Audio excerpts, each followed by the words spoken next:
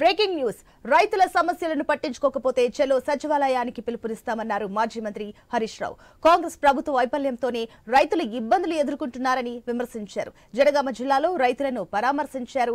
రైతు సమస్యలు పరిష్కరించకపోతే ప్రజా ఉద్యమానికి శ్రీకారం చుడతామని రేవంత్ రెడ్డి ప్రభుత్వాన్ని హెచ్చరించారు. గోదావరి నదిలో నీళ్లున్నా పంపింగ్ చేసే పరిస్థితి లేకుండా చేశారంటూ మండిపడ్డారు. కాంగ్రెస్ ప్రభుత్వం అధికారంలోకి వచ్చినప్పటి నుంచి 180 మంది రైతులు ఆత్మహత్యలు చేసుకున్నారంటూ ఆగ్రహం వ్యక్తం చేశారు.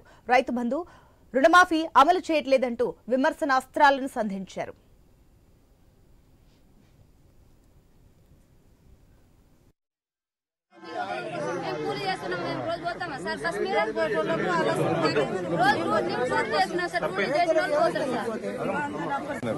పెంచుతామన్నారు ఉన్నదే బంద్ చేసారు.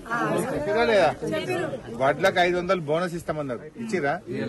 బోనస్ ఎగబెట్టిరు, రైతు బంధు ఎగబెట్టిరు, 2 లక్షల రుణమాఫీ అన్నారు, మోసం చేసింది.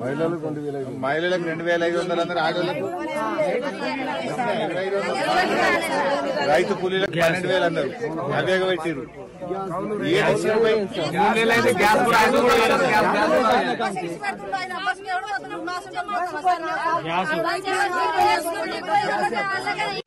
రైతులందరూ మీకు గుణపాఠం చెప్తారు.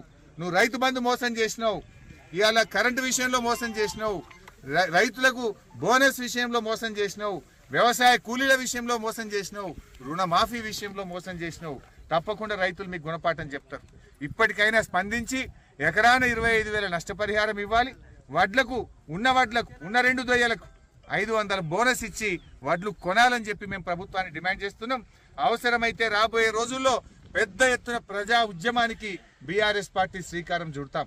అవసరమైతే అందరు రైతులతోని చలో సెక్రటరియట్ ముట్టడికి కూడా మేము పిలుపునియాల్సి వస్తుంది.